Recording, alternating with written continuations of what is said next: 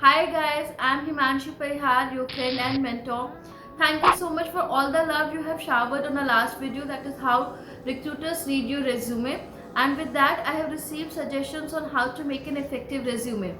I would like to tell you that when I was a recruiter, I had to go through thousands of resume in a single day, and when I had to see how a candidate is representing himself, I had some basic points in my mind, like how my resume or how a candidate resume should look like when I am scanning his resume. So with that note, I have made some basic elements of the resume to make you understand that how you have to make an effective resume or how a recruiter wants to see your resume. Next thing is, the fun part here is that I will do a live demo here. You can make a resume with me along with this video, and you will see that it is very simple to create a resume, but it is a tough part also, because when you are sending a resume to any of the company, you are sending your profile, that is you are giving them a first impression, because you are not, sometimes you're not physically present there. So what you can do is, you have to create a resume which is so effective enough that you have to get a call, that is 100%.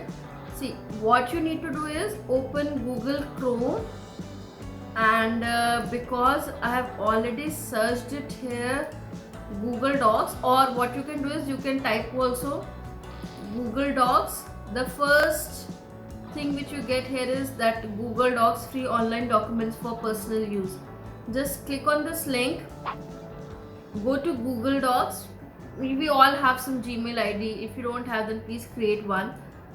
Go to Google Docs and it says sign in. I'll just do that. No, I don't want to take a tour. The first thing you need to mention is your name. That is, I'm writing Himanshi Parihar, and you can use the font Times New Roman and the font size 14. For whole of the resume, we'll be using the font size 12, but for name you can use font size 14. You can use other fonts also, such as Calibri or Arial. These are professional fonts, but prefer using Times New Roman. Now beneath that, there is a column name as professional title. See, in my previous video also I have discussed it that you should write professional title below your name, because it gives the impression to the recruiter that what are the skill sets in which you are good with. So I'm writing masters in business administration, and in bracket I will write I have a dual degree, masters in business administration, HR and marketing, but I use HR more because I'm good with HR. So the next column says here is your address. See, it is very important that you are mentioning your address properly, because what happens is, when you are writing down your address, many times recruiter wants to see what is your current address, and then after that you need to write down your mobile number, your email ID. You can also mention your LinkedIn ID. Going for some technical round, if you're not present there for face-to-face interview, they might ask you for the Skype call. That is, then you have to mention the Skype ID also if it is available with you. So I'll just mention it here. My address, say flat A, ABC Street, and Delhi. Okay. My mobile number, say 999 999. Then my email ID. One thing I want to mention here about email ID is, many of us have some funky email IDs, but don't mention it there. If you don't have a proper professional ID, please make one.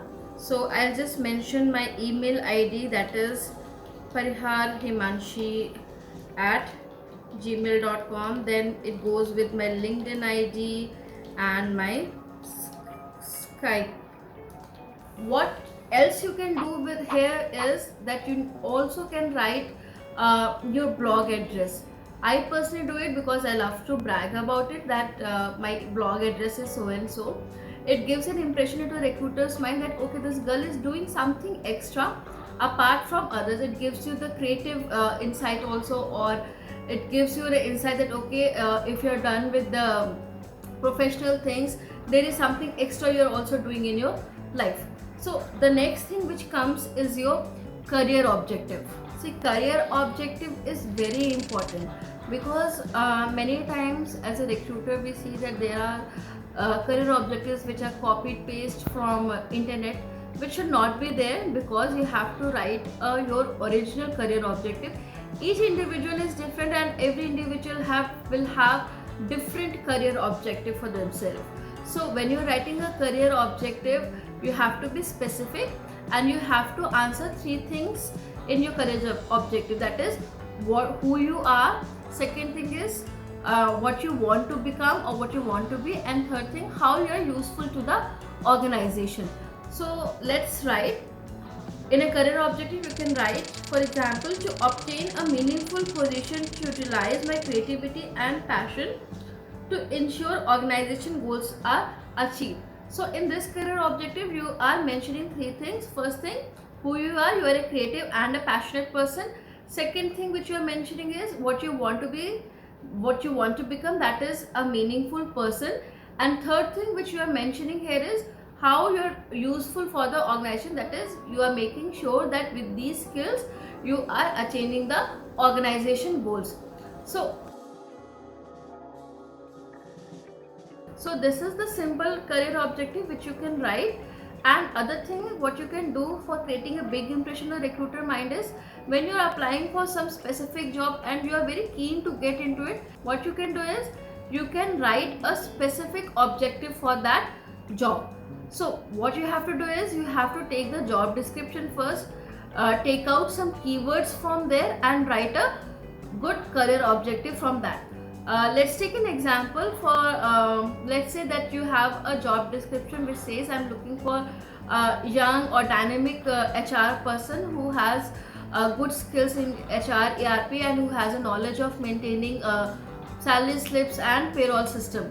So what you can do to write down a good career objective here is, a young HR seeking to secure a position in an organization who has a good knowledge of HR, ERP and payroll, looking to enhance skills on salary maintenance.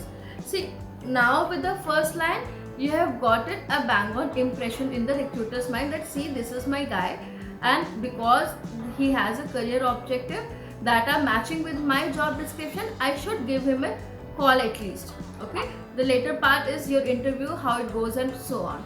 Now the third part which comes here, that many times people are confused with what to mention first. They should mention their education qualification first or their experience first.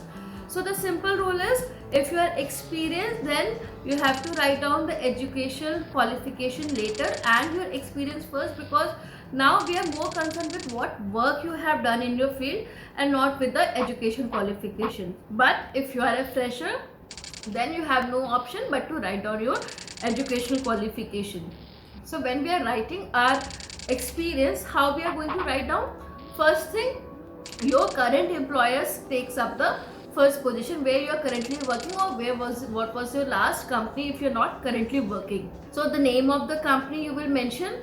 Below that you will mention the position you were handling there and the tenure of service, that is if you have worked there from June 15, 2017 to let's say June 2020, and that will be the tenure of service. And then the sequence follows, that is you have to mention your companies in the reverse chronological order.